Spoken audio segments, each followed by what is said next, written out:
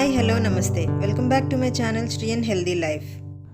ఈరోజు నేను మీకు జొన్న రొట్టెలు మా ఇంట్లో సింపుల్గా ఎలా చేస్తానో చూపిస్తాను. ట్రెడిషనల్ పద్ధతిలో జొన్న రొట్టెలు చేయడం చాలా కష్టం, అందుకే సింపుల్గా నేను ఇంట్లో ఎలా చేస్తానో మీకు చూపిస్తాను. చూడండి, చాలా మెత్తగా వచ్చాయి కదా. మొదలు పెడదామా? ఒక చిన్న గిన్నె పెట్టుకొని అందులో 1 కప్పు వాటర్ తీసుకోండి.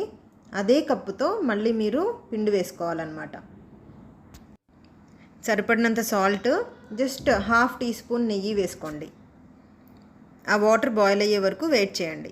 కొంచెం బాయిల్ అయిన తర్వాత ఇందాక మనం తీసుకున్న కప్పు ఉంది కదా, అదే కప్పుతో జొన్న పిండి తీసుకొని డైరెక్ట్ వాటర్లో వేసేసుకోండి. వెంటనే గరిటెతో ఫాస్ట్గా మిక్స్ చేసేయండి. ఇప్పుడు స్టవ్ కూడా ఆఫ్ చేసేసుకోవచ్చు. మొత్తం మిక్స్ చేయండి, ఉండలు లేకుండా మిక్స్ చేయండి. వేడి చల్లారే వరకు, అంటే ఇంచుమించు ఒక 10 నిమిషాలు అలా మూత పెట్టేసి వదిలేయండి. సో 10 నిమిషాల తర్వాత మళ్ళీ మూత ఓపెన్ చేయండి. చూడండి, ఇంకా వేడిగానే ఉంది. సో ఇంకొకసారి బాగా కలిపేసుకోండి. దాన్ని పిండి మొత్తం బాగా మిక్స్ అయ్యేలా కలుపుకున్న తర్వాత, చపాతీ పిండిని బాగా కలుపుతాం కదా, అలాగే దీన్ని కూడా కలపాలన్నమాట. ఇది ఎంత బాగా కలిపితే మనకి జొన్న రొట్టెలు అంత బాగా వస్తాయి అన్నమాట. ఇది బాగా ఒత్తుకోవడం వల్ల జిగురు బాగా ఫామ్ అయ్యి మనకి రోటీస్ చేసినప్పుడు ఈజీగా వస్తాయి అన్నమాట. ఇది కొంచెం వేడిగా ఉన్నప్పుడే మనం చేయడానికి ట్రై చేయాలి, లేదంటే కనుక మనకి చల్లారే కొద్దీ రోటీస్ రావన్నమాట. గోధుమ పిండితో చేసే చపాతీస్ రోటీస్ లాగా ఈ జొన్న పిండి రోటీస్ని చేయకూడదు. కొంచెం జాగ్రత్తగానే ఒత్తుకోవాలి, స్లోగా ఒత్తుకుంటూ చేయాలన్నమాట. ఒత్తుకున్న తర్వాత రోటీ ఎలా వచ్చిందో సేమ్ యాజ్ ఇట్ ఈజ్ అలాగే చేసి చూపిస్తున్నాను మీకు. మీడియం ఫ్లేమ్ పెట్టుకొని ఈ రొట్టెల్ని కాల్చుకోవాలన్నమాట.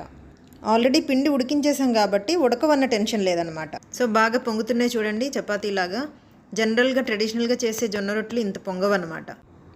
ఇదే పద్ధతిలో మిగిలిన రోటీస్ కూడా చేసుకోవాలి. పగుళ్ళు వస్తున్నాయి కదా అని మీరేం కంగారు పడక్కర్లేదు. ఇలాగా కావాలంటే సరి చేసుకోవచ్చు. నేను సరి చేశాను కదా అలాగా. నార్మల్ ట్రెడిషనల్ పద్ధతిలో కొంచెం ఇలానే సెట్ చేస్తూ ఉంటారు.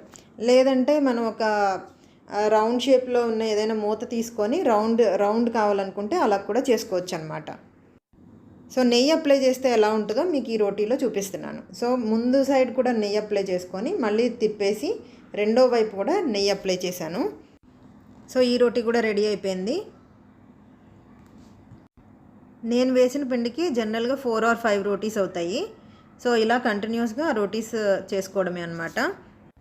ఒక ఇంపార్టెంట్ విషయం ఏంటంటే, చపాతీస్ లాగా చేసి పక్కన పెట్టుకొని తర్వాత అన్నీ ఒకేసారి కాల్చుకుందాం అలా అంటే జొన్న రొట్టెలకి కుదరదన్నమాట.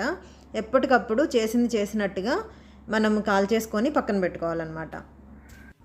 సో నేను ఒక 4 రోటీస్ చేశాను. చూడండి ఎంత చక్కగా వచ్చాయో, మెత్తగా వచ్చాయి. అది కూడా దీన్ని ఏ కర్రీస్తో అయినా తినొచ్చు. మనం జనరల్గా చపాతీ రోటీస్లో ఎలా తింటామో అలానే తినొచ్చు. జొన్న రొట్టెలు కొంచెం చప్పగా ఉంటాయి కాబట్టి కర్రీ కూడా ఎక్కువ తినొచ్చు. తప్పకుండా ట్రై చేసి కామెంట్ చేయండి.